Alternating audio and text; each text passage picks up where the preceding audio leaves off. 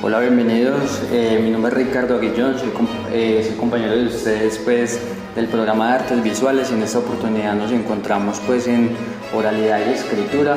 Les extiendo un cordial saludo pues, a todos mis compañeros y por supuesto pues, a la profesora Juliana, un fraternal saludo.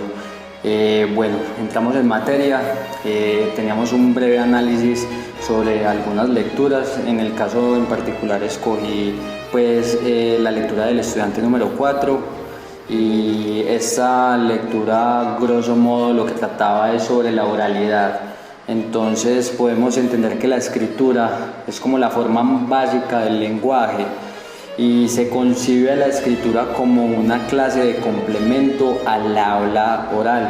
Existen diversos estudios sobre las diferencias pues, del lenguaje escrito y el hablado, pero también podemos entender entre estas diferencias pues, que realmente la oralidad primaria es como esa fuente.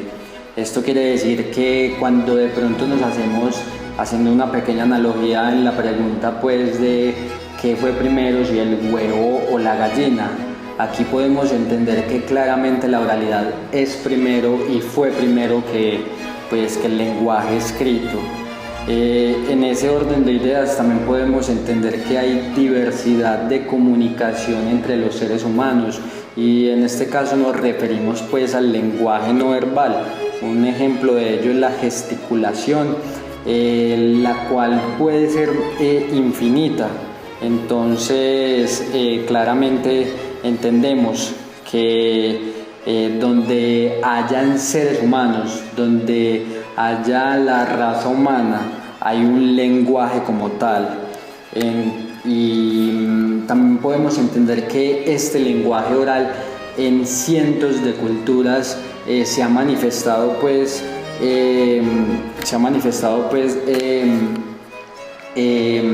de manera oral.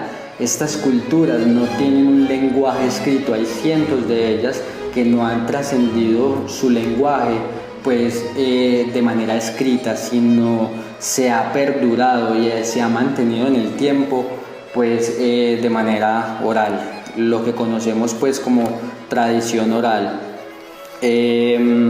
También pues siguiendo con este tema podemos decir que la expresión oral casi siempre o siempre es capaz de existir sin ningún tipo de escritura, como bien lo mencionábamos ahorita. En cambio, nunca ha habido escritura sin oralidad. Entonces, la oralidad sí ha persistido, pero la escritura sí ha dependido de la oralidad.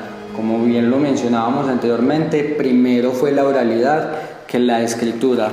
No obstante, a pesar de que hay raíces orales en el lenguaje escrito, hay resistencia por parte de los grupos literarios, de los estudios científicos, y esta resistencia es hacia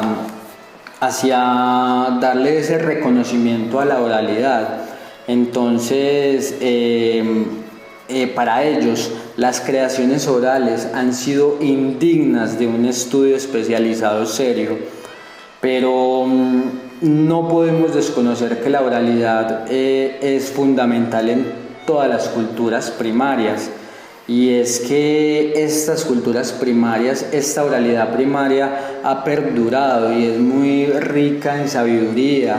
Lo complejo de esto es que ellas no estudian, porque obviamente no tienen escritos, pero han perdurado en el tiempo, porque como bien lo decía, se han transmitido de generación en generación a través de la oralidad. Ejemplo de ello, se me viene a la mente, puede ser los campesinos, inclusive aquí en nuestro país, cuando de generación en generación se transmiten ese conocimiento en cómo deben cultivar la tierra, qué cuidados deben tener.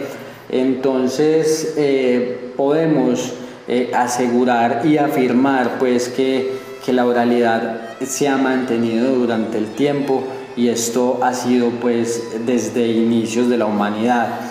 Inclusive en la antigua Grecia se estudiaba la retórica, y la retórica, si lo ponemos en palabras coloquiales, es el arte de hablar, y el arte de hablar es igual al discurso, y el discurso se refiere al discurso en público o la oratoria.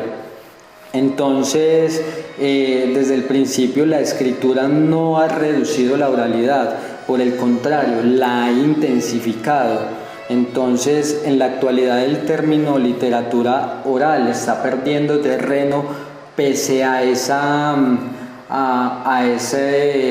ese no reconocimiento de estos grupos científicos, de estos grupos literarios que no le han dado el merecido puesto a la oralidad como tal.